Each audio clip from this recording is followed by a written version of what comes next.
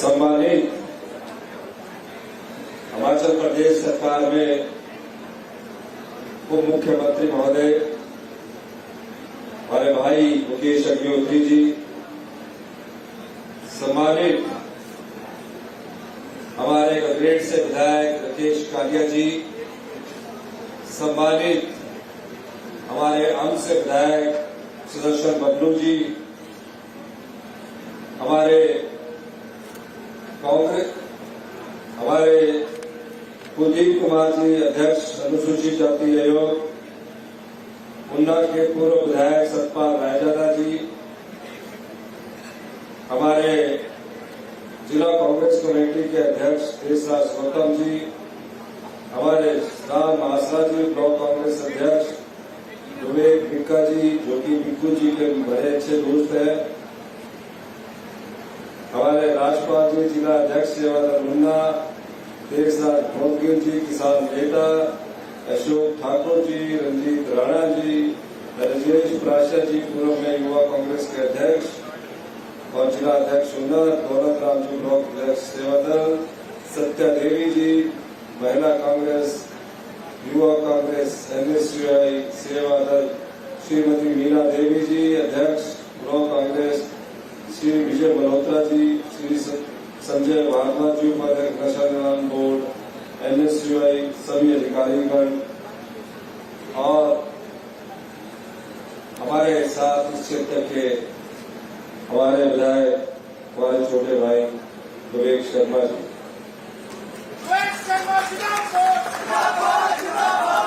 विवेक जी का नाम मैंने लास्ट में ही लिखा था।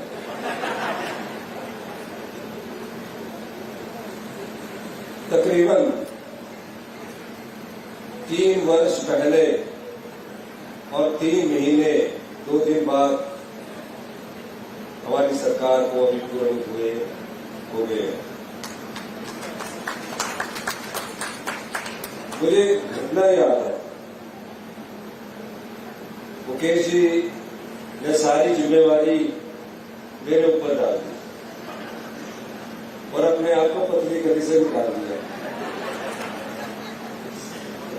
वो मुख्यमंत्री ये सबसे ज्यादा पैसा ही लेके जाते हैं और जो IPS का पैसा उसमें हाथ तक भी गाड़ी मिलते। और अभी पहले मांग कर ली, एडवांस चलते हैं, ये पहले ही मांग करते कि 2000 करोड़ रुपया आपने दे देना पानी की सफाई के लिए। और ये भी पहला इतिहास है कि उन्ना जिला को इतिहास में पहली बार मुख्यमंत्री बना और प्रदेश को पहली बार निचले हिमाचल से प्रदेश से मुख्यमंत्री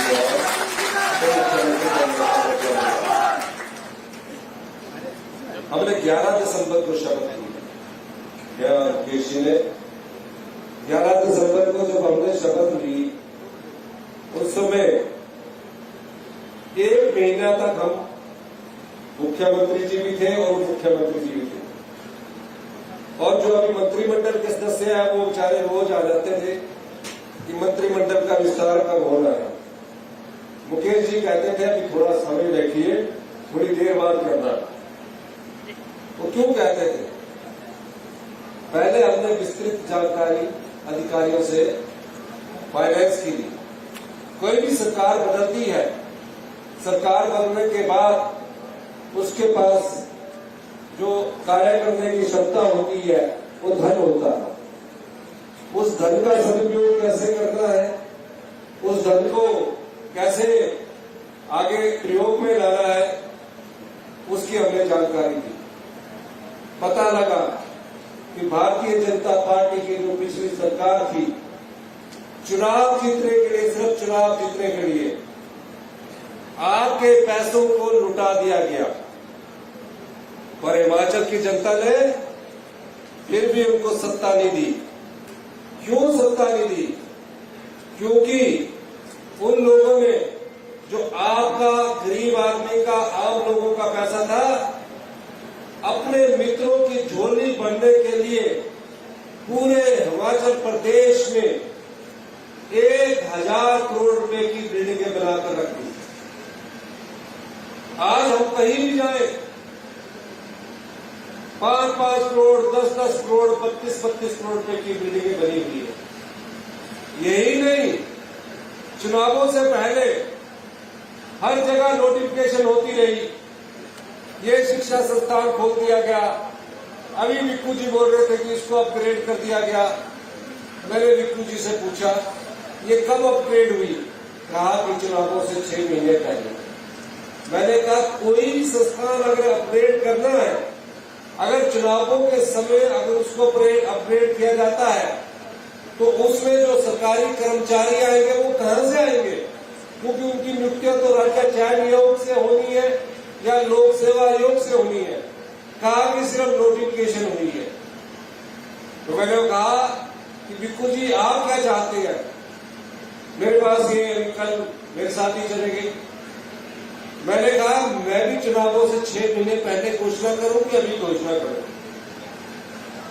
और मैंने कहा यार आपको तो विधायक बने अभी सिर्फ 1-1.25 साल हुआ है, आप रोज ही चले होते हैं। सबसे ज्यादा कागज लेकर विक्कू जी मेरे पास आते हैं और इतने सारे कागज लेकर आते हैं। उसमें कोई इस गांव में पानी दे दो, मैं नहर की सभी सड़कों को डबल लेन करना चाहता हूं, वो मुख्यमंत्री के लिए अलग से डाकनाई होती है और वो पूरा दिन सचिवालय में घूमते हैं।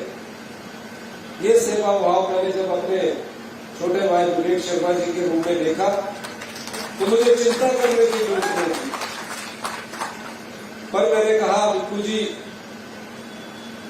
आप जब टिकट चाह रहे थे तो आपको टिकट नहीं मिला। 5 साल आपने काम किया, 5 साल लोगों के बीच में रहे, आप लोगों का दर्द बांटा, आप लोगों की पीड़ा सुनी और जब चुनाव के वक्त 32 साल बाद दोबारा से जीतने का वक्त आया तो टिकट इन्हें नहीं मिला। भगवान ने भी कहा कि इस युवा साथी जो दर्द बांट रहा था, पीड़ा बांट रहा था, उसके साथ अन्याय हुआ है। और देखिए भाग्य का खेल देखिए, यहां से भुट्टो जीत के गया। क्या नाम था उसको? भुट्टो,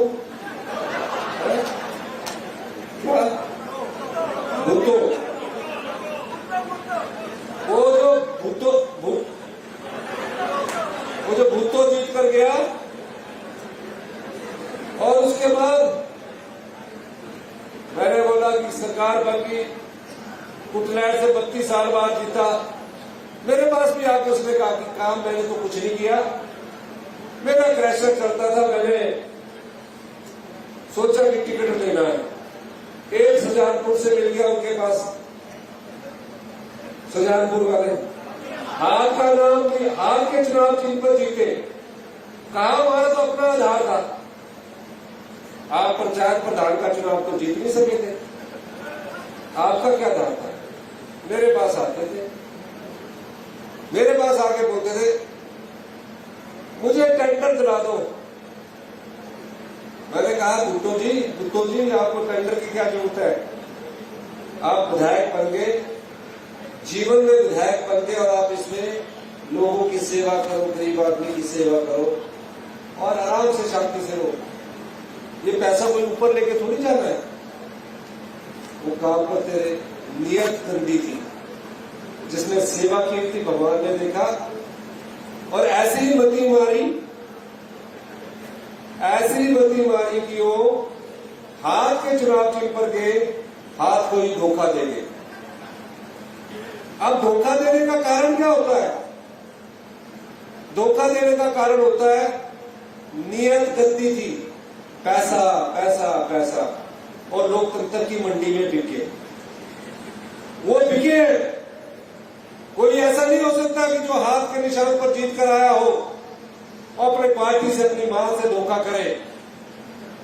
उन्होंने धोखा दिया और वो राज्यसभा के चुनाव में बिके। लोकतंत्र भारतीय जनता पार्टी ने खरीदा और वोट उन्होंने राज्यसभा के खिलाफ दिया। और मैं कहना चाहता हूं, विक्कू जी तो घर में सो रहे थे, सोच भी नहीं सक रहे थे, रोज आके बोल रहे थे कि अब मैं क्या करूं, मेरा क्या भविष्य है? मैंने कहा कि आपने जनता की सेवा की है, आपका भविष्य भगवान देखता है। और देखिए भगवान की नीति, 1.25 साल पहले चुनाव हुआ और पुतलैंड की जनता ने जो बिका हुआ था उसको सबक सिखाया और एक ईमानदार और सच्चे सिपाही को आपने बनाया।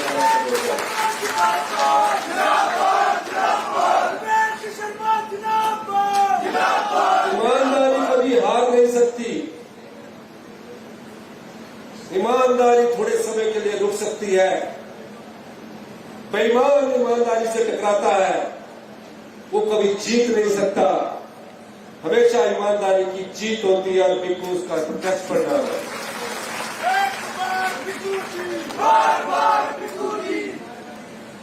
हमारी आर्थिक स्थिति की हम चर्चा कर रहे थे, मैं और मुकेश जी।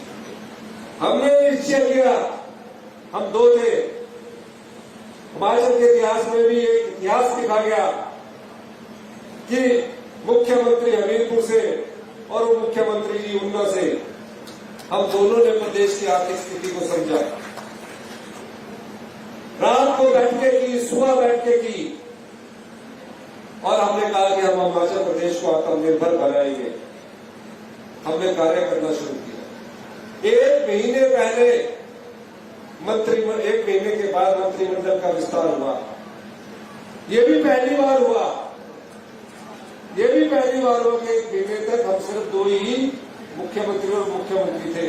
मंत्रिमंडल का विस्तार हुआ और हमने पहली कैबिनेट में 1,36,000 सरकारी कर्मचारियों को ओल्ड पेंशन स्कीम। अगर हमने राजनीति करनी होती भारतीय जनता पार्टी की तरह 6 महीने पहले 5,000 करोड़ की रेवडियां बांट दी, तो हम ओल्ड पेंशन स्कीम 2027 में देते। लेकिन नहीं, हमने कहा जो 2027 में 4 साल में कितने कर्मचारी और रिटायर हो जाएंगे और कितने रिटायर होकर चलेंगे, और हमने उन सब लोगों को ओल्ड पेंशन स्कीम दी। और मुझे खुशी है, तकरीबन जिनको 3,000 रुपया मिलता था उनको 30,000 रुपया ओल्ड पेंशन स्कीम के तहत होगा। अधिकारी कहते हैं कि ओल्ड पेंशन स्कीम मत दो।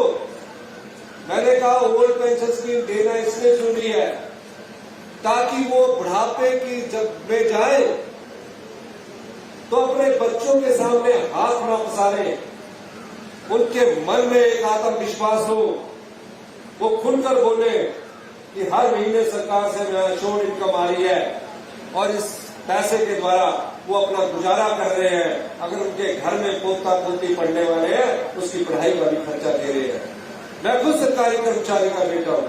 आप जैसे परिवार से उठकर राजनीतिक सीढ़ियां चढ़कर मुख्यमंत्री की कुर्सी पर पहुंचे हैं। मुकेश अग्निहोत्री जी खुद सरकारी परिवार से निकल कर आए हैं, वो मुख्यमंत्री की कुर्सी पर पहुंचे हैं। हम लोगों ने संघर्ष किया है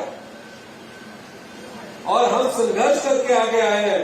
इसमें दर्द भी जब हम जनता का जानते हैं, दुख को बांटने की भी हम कोशिश करते हैं और आपके साथ आपके पैसे को बंटवाने का कार्य भी हमारी सरकार हमारी योजनाओं के माध्यम से कर रही है।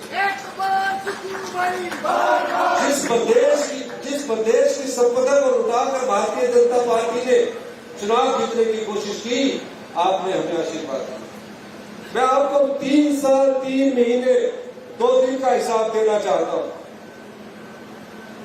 मेरे मुख्यमंत्री बनने के 6 महीने के अंदर प्रदेश में इतिहास की सबसे बड़ी आपदा आई।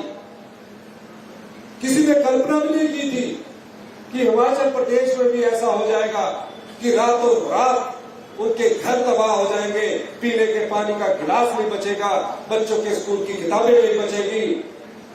किसी ने कल्पना नहीं की थी। पूरा कुल्लू मंडी जिला में इतनी भयंकर आपदा आई। हम और मंत्रिमंडल के सदस्यों, मुख्यमंत्री महोदय हम सड़कों पर गए। 3 दिन तक हम वहां रहे। जिन परिवारों के घर उजड़ के थे बिलक बिलक कर रो रहे थे, कह रहे थे हमारे पास खाने के लिए कुछ नहीं बचेगा। प्रधानमंत्री आवास योजना के तहत हमें सिर्फ 1,30,000 रुपया मिलता है। बड़ी मुश्किल से पाई जोड़कर मेहनत की कमाई से हमने एक पक्का घर बनाया था। हमें उम्मीद भी नहीं थी, आशा भी नहीं थी कि एक दिन हमारा घर उस आपदा में बह जाएगा, कुछ भी नहीं बचेगा। 23,000 परिवार हिमाचल प्रदेश में जिनके घर पूर्ण रूप से नष्ट हो गए, आंशिक रूप से नष्ट हो गए, उन घरों को बसाने की जिम्मेवारी हमारी सरकार पर थी। मैं मंत्रिमंडल के सभी सदस्यों के साथ सड़क में था, दुख बांट रहा था। बिजली नहीं थी, सड़कें नहीं थी, 75,000 पर्यटक फंसे हुए थे। हमने सबसे पहले अपने मेहमान पर्यटकों को उनके गंतव्य स्थान घर तक पहुंचाया और उसके बाद प्रदेश में जहां भी पानी की जरूरत थी, बिजली की जरूरत थी, मोबाइल टावर की जरूरत थी, उनको हमने जोड़ने का कार्य किया। 48 घंटे के अंदर जिस प्रदेश में भयंकर आपदा आई हो, इतिहास की सबसे बड़ी आपदा आई हो, उस आपदा में हमने 48 घंटे के अंदर हर घर में बिजली पहुंचाई। शाम को जब मैं पूरे प्रदेश का दौरा करके आता था तो अधिकारी कहते थे कि इन परिवारों को कैसे बचाएंगे, प्रदेश के पास तो खजाना खाली है। मैंने कहा खजाना खाली है, कोई बात नहीं, हौसला रखिए, हम भ्रष्टाचार के उन चोर दरवाजों को बंद करेंगे जहां 10 रुपए की चीज 50 रुपए में खरीदी जाती है। और मैंने उन चोर दरवाजों को बंद किया और एक पिछले 3 सालों में 3800 करोड़ रुपए का राजस्व अतिरिक्त खजाने में लेकर आया। और परिवारों को बचाने की जब बात आई तो अधिकारी नियम बताते थे, कानून बताने लगे। कहा कि हम 1,30,000 प्रधानमंत्री आवास योजना का आता है, 20,000 उसमें सरकार का अंशदान होता है, इससे आगे हम कुछ नहीं दे सकते क्योंकि नियम बोल रहा है, कानून बोल रहा है।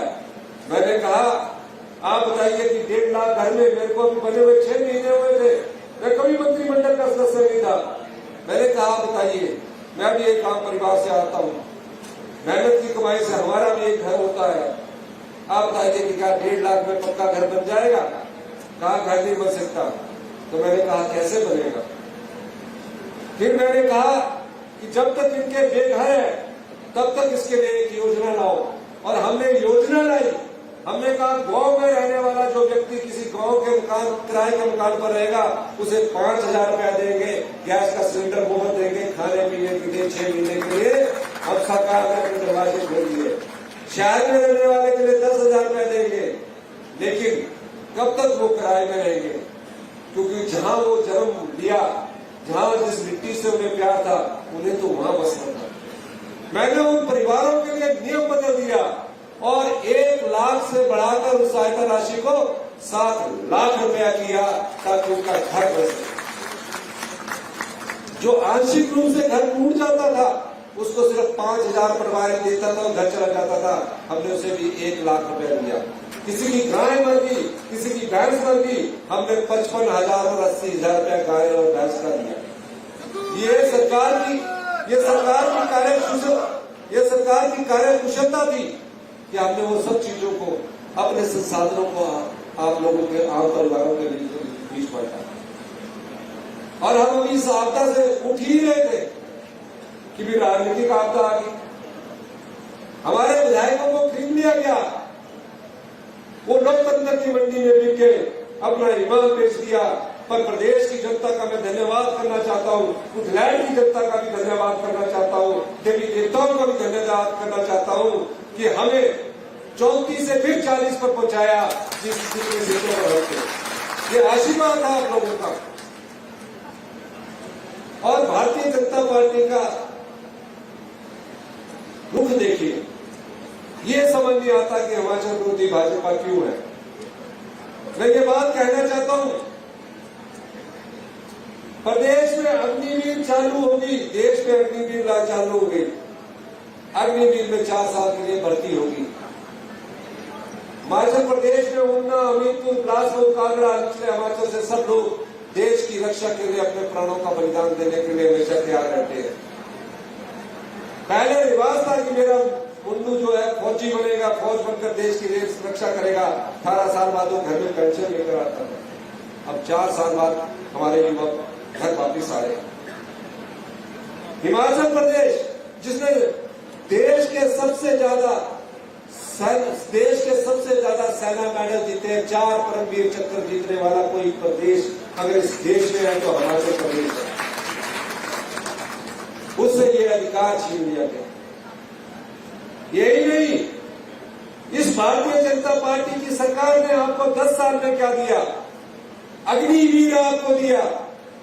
आपके बच्चे जो 18 साल की नौकरी के लिए जाते थे, आज 4 साल बाद घर में बसाकर रख दिए।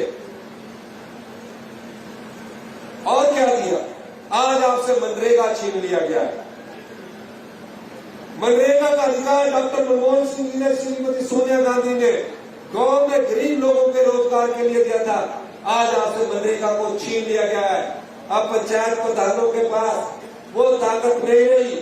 जब वो डिमांड करेंगे और उनको मनरेगा के तहत काम देने के अधिकार मिल जाएगा, वो आज भारतीय जनता पार्टी ने आपसे छीन लिया। ये योजनाएं आपसे छीन ली। और अब क्या छीना उन्होंने? अब हिमाचल के लोगों का अधिकार छीना उन्होंने। आरडीजी आपने सुना होगा, हर साल जो फाइनेंस कमीशन होता है वो हमें 8 से 10,000 करोड़ रुपया हर साल देता है। 2026-31 तक हमें 8 से 10,000 करोड़ रुपया हर साल आना था। वो आपका अधिकार है, वो हिमाचल की जनता का अधिकार है। वो कोई खैरात नहीं। हम हक मांग रहे हैं, ठीक नहीं मांग रहे हैं। हमने कहा, जब संविधान ने, देश के कानून ने, देश के संविधान ने हमें संविधान की धारा आर्टिकल 275/1 के तहत ये कहा है कि जो पहाड़ी राज्य होंगे, जो रेवेन्यू सरप्लस नहीं हो सकते होंगे, जब भी टैक्स कलेक्शन होगा, उस टैक्स कलेक्शन से हमेशा आपको 8 से 10,000 करोड़ रुपया जितनी आय है और व्यय है, आय और व्यय के अंतर को बांटने के लिए दिया जाएगा। उस अधिकार को भी छीन लिया। और प्रदेश की भारतीय जनता पार्टी, देखिए, आपको सवाल पूछना है। विधानसभा का स्पेशल सेशन बनाया गया, उस सेशन में चर्चा की गई। 3 दिन तक हमने सेशन बुलाया, चर्चा की। हमने प्रस्ताव पारित करने के लिए उनसे कहा, वो नारे लगाते रहे, शोर मचाते रहे और आरडीजी के पक्ष में नहीं खड़े हुए, जो जनता का अधिकार था। अब आप बताइए, क्या हिमाचल विरोधी भाजपा है कि नहीं है? जितने हैं तो हाथ खड़ा करके बताइए कि कौन? सारे हाथ खड़ा करके। हिमाचल विरोधी भाजपा है ये। आपके पैसे हैं, सरकारें आती है जाती है। हमें 5 साल के लिए आपने चुनकर भेजा है। आज मैं मुख्यमंत्री हूं, केजरीवाल मुख्यमंत्री विधायक है, लेकिन जनता के अधिकार पर जो लोग डाका डालते हैं, उसको सबक सिखाने का समय आपके पास आएगा। क्या देखेगी भारतीय जनता पार्टी पिछले 5 साल में? शिक्षा के स्तर में आम परिवार के बच्चे सरकारी स्कूलों में पढ़ाई करने के लिए बच्चों को भेजते हैं। माँ बाप सोचते हैं कि गांव का बच्चा सरकारी स्कूल में पढ़ रहा है, हमारे को पढ़ने के लिए सरकारी स्कूल में पढ़कर अच्छी शिक्षा ग्रहण करके नौकरी करेगा। क्या दिया इस भारतीय जनता पार्टी ने? केंद्र की सरकार ने इस भारतीय जनता पार्टी की जयराम ठाकुर सरकार का 2021 में आकलन किया। मैंने नहीं किया, मैं तो एमएलए था। भारतीय जनता पार्टी की केंद्र की सरकार ने आकलन किया, कहा कि हिमाचल प्रदेश में सरकारी स्कूल में पढ़ने वाले बच्चों का अध्ययन किया गया, उसकी एकेडमिक लेवल को नापा गया।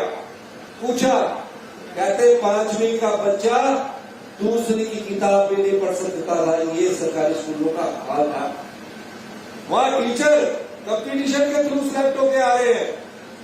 और कहा कि पूरे देश में जो क्वालिटी एजुकेशन है उसमें 21वें स्थान पर पहुंच गए। इसमें पहुंच गए 21वें स्थान पर। हमने क्या किया 3 साल में? उसी केंद्र की भारतीय जनता पार्टी की सरकार ने सर्वे किया और कहा कि आज हिमाचल में सरकारी स्कूल में पढ़ने वाले गुणात्मक शिक्षा का अध्ययन जो किया गया है, आप 21वें स्थान से आगे जंप मारकर 5वें स्थान पर पहुंच गए। ये हमारी विशेषता है। और अब हम सीबीएसई स्कूल कर रहे हैं तो भारतीय जनता पार्टी वाले विरोध कर रहे हैं। हम सरकारी स्कूल में पढ़ने वाले बच्चों को अच्छी गुणात्मक शिक्षा देना चाहते हैं, जहाँ किसान का बेटा पढ़ता है, जहाँ आम परिवार का बेटा पढ़ता है, जहाँ मजदूर का बेटा पढ़ता है। मैं खुद सरकारी स्कूल में पढ़ा हूँ। मैं सरकारी स्कूल में पढ़कर मुख्यमंत्री बन सकता हूँ। उस समय के टीचरों के द्वारा जो हमें क्वालिटी एजुकेशन दी गई है, तो आप परिवार का बच्चा क्या सरकारी स्कूल में पढ़ने वाला क्यों नहीं बन सकता? उस शिक्षा में हम सुधार कर रहे हैं। हम सीबीएसई स्कूल खोल रहे हैं और उस सीबीएसई स्कूल में प्री नर्सरी से लेकर +2 तक 1200 बच्चे होंगे और वहां कोई भी टीचर की कोई कमी नहीं होगी। चाहे साइंस का बच्चा पढ़ना चाहता है, चाहे कॉमर्स का पढ़ना चाहता है, चाहे म्यूजिक पढ़ना चाहता है, चाहे ड्राइंग करना चाहता है, वो सब स्कूल में, उन सीबीएसई स्कूलों में अगले 2 महीने में पूरी करने जा रहे हैं। और आप देखेंगे आने वाले 5 सालों में जब आपका बच्चा सरकारी स्कूल में पढ़कर आपके पास, अपनी माँ के पास आएगा, माँ को भी प्रसन्नता होगी, पिता को भी प्रसन्नता होगी कि मेरा बच्चा पढ़ने में बहुत अच्छा है। अभी क्या हाल दिया, ये दिया भारतीय जनता पार्टी ने आपको। हेल्थ सेंटर का हाल देखिए।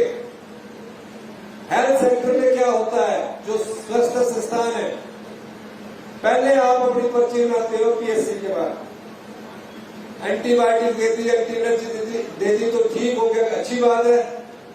बाद में चले जाते हैं, डॉक्टर साहब कर देते हैं आपको सीएससी के बाद, फिर चले जाते हैं जोनल हॉस्पिटल में, फिर टांडा या सीएमसी लुधियाना या आईजीएमसी में या पीजीआई में।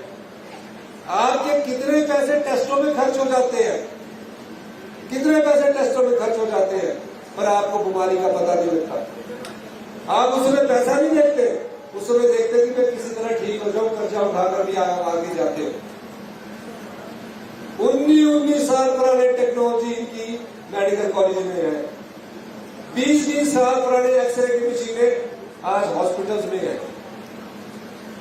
ये इन्होंने नहीं किया। इनको हमसे भारतीय जनता पार्टी को पिछले हमसे 54,000 करोड़ रुपया आरटीजी मिली, और जब जीएसटी का रैशनलाइजेशन किया तो 70,000 करोड़ रुपया हमसे अभी तक ज्यादा मिल चुका है। हमें क्या मिला? हमें 17,000 करोड़ रुपया मिला। और 17,000 करोड़ रुपया मिलने के बाद देखिए, हमने 7% डीए भी सरकारी कर्मचारियों को दिया और 70 साल से ऊपर वालों का सबका एरियर भी दिया, और जितनी योजनाएं हैं, अनाथ बच्चों के लिए योजना लेकर आए, विधवा बहनों के लिए योजना लेकर आए, और आम स्कूलों में पढ़ने वाले बच्चों के लिए 1% ब्याज की दर से 20 लाख रुपए की ऋण की योजना भी लेकर आए।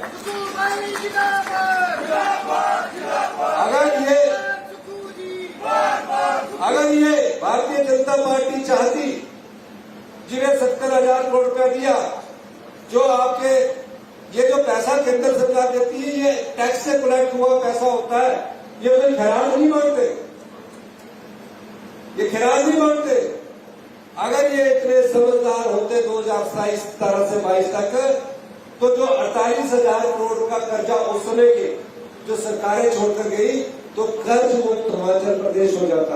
अगर हमें 70,000 करोड़ रुपया मिलता, मैं कहता एक भी पैसा हिमाचल की जनता पर कर्ज नहीं चढ़ा होता।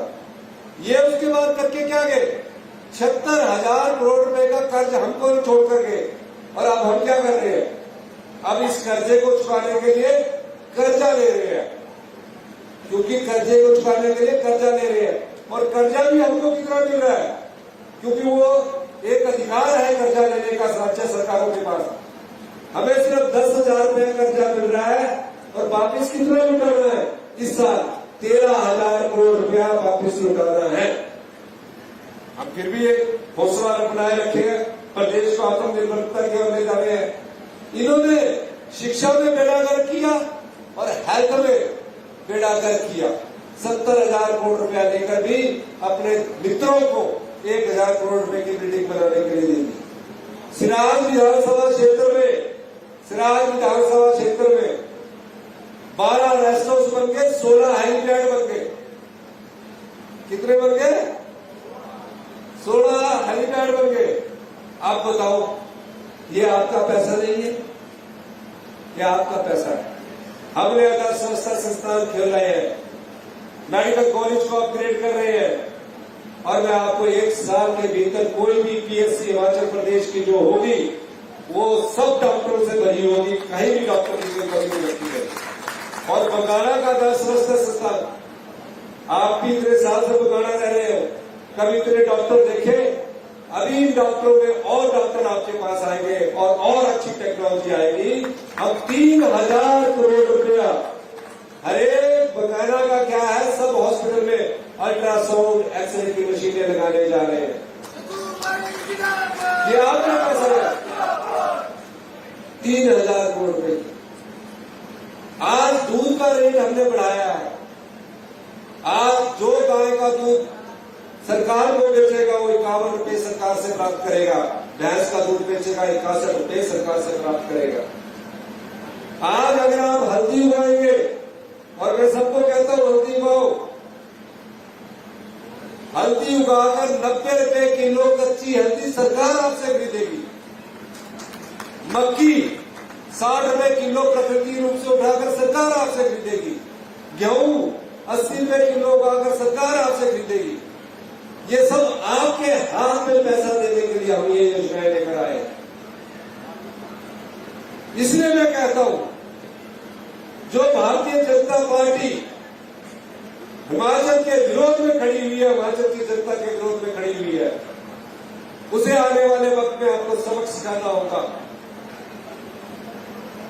मैं ये बात इसलिए कह रहा हूं, आपसे आपका पैसा छीना जा रहा है।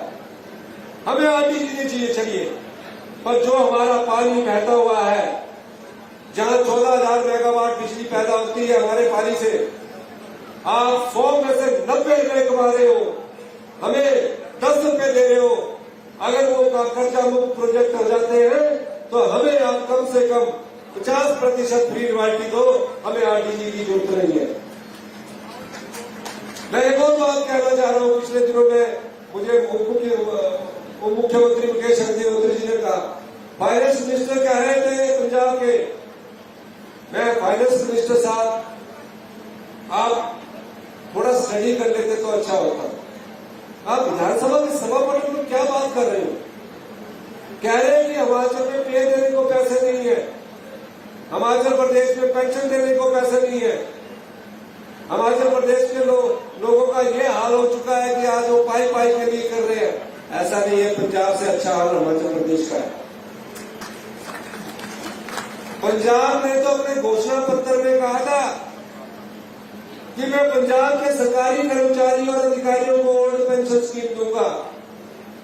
अब 8 महीने चुनाव के रह गए हैं, आज तक उन्होंने ओल्ड पेंशन स्कीम नहीं दी। हमने 4 साल पहले ही अपने सरकारी कर्मचारियों और अधिकारियों को ओल्ड पेंशन स्कीम दी। हमारी चर्चा करते हैं, हम तो प्रदेश के धन को ना तो लुटने देंगे ना ही लुटाएंगे। हम प्रदेश का जो धन है वो आम जनता के बीच में बांटेंगे। ये हमारी सोच है। इसलिए मैं आप लोगों से एक प्रार्थना करना चाहता हूं, बिकने वाले के पास अभी बड़ा भारी टैक्सी पड़े हुए हैं। मैं पूछ रहा था आजकल क्या कर रहे हैं? कहते अंदर जेब में हाथ डालते, नोट की दत्ती निकालते हैं। मैंने कितने रुपए का? हाथ में तो कोई दत्ती नहीं होगी, 4-5 हजार रुपया जनता को देते जा रहे हैं। मैंने कहा सबको बोलना, आपने 5,000 4,000 नहीं लेंगे हम, क्योंकि आप कांग्रेस के हाथ पर विधायक बने थे, बिक गए, तो जितना पैसा आपने अपने को बिकाने के लिए लिया है उसके हिसाब से कम 50,000 और 1 लाख रुपया देना है एक परिवार का। तो ये जो बिका हुआ विधायक आपके यहां से गया, उसमें बिकू जी का भाग्य खोला। और कहते हैं गुणवान बड़ा की भाग्यवान बड़ा, या बिक्कू जी गुणवान भी थे और भाग्य ने भी साथ दिया। सेवा भाव जिसमें हो, दर्द जिसमें हो, पीड़ा बांटने की क्षमता जिसमें हो, लोग उसको चाहते हैं। इसलिए हमारे सभी विधायक चाहे कालिया किया जाए तो बबलू जी है, ये अपने क्षेत्रों के लिए तो मरने मारने के लिए उतारू हो जाते हैं। मैं इनको समझाता हूँ, गुस्सा मत रहो, शांत रहो। मेरे को कल से 15 फोन बिक्कू जी मेरे पास करके सवेरे से फोन नहीं कर रहे। फिर मैंने बोला बिक्कू जी का फोन नहीं उठाना, वही बात करेंगे कि मेरा डीएसपी का ऑफिस मिल सकता है कि नहीं हो मिल सकता। मैंने बड़ी मेहनत की है, मैं आज यहाँ डीएसपी का ऑफिस खोलने की भी कोशिश करता हूँ।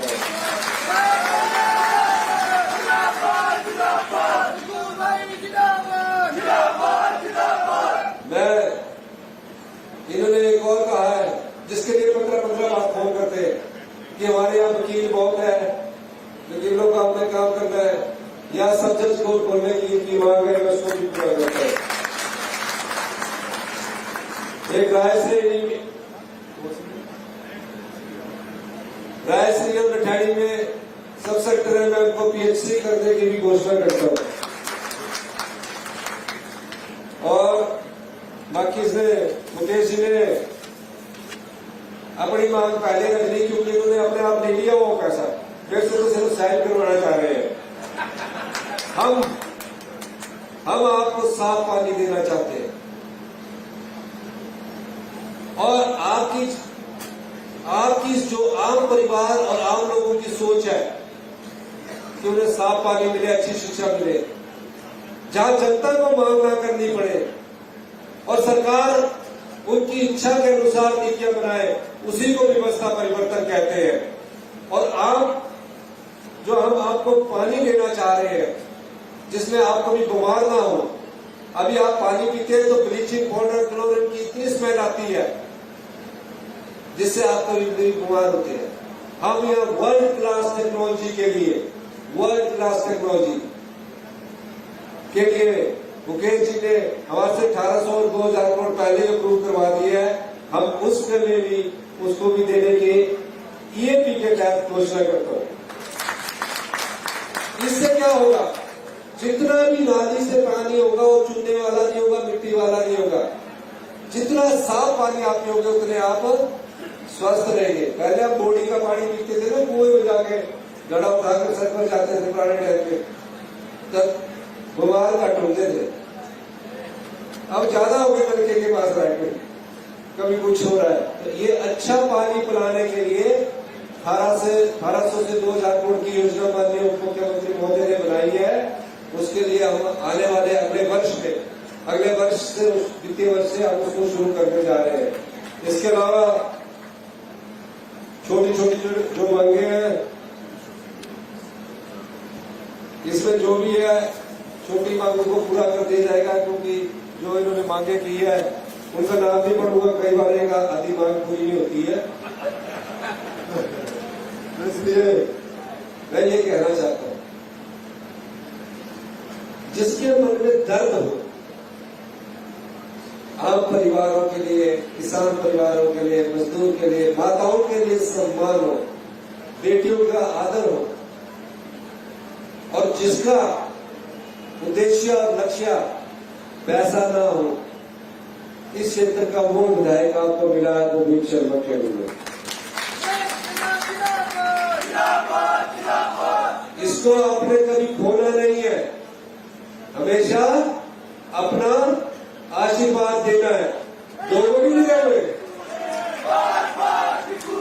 कौन आशीर्वाद देगा? सारे हाथ खड़े करके बताओ।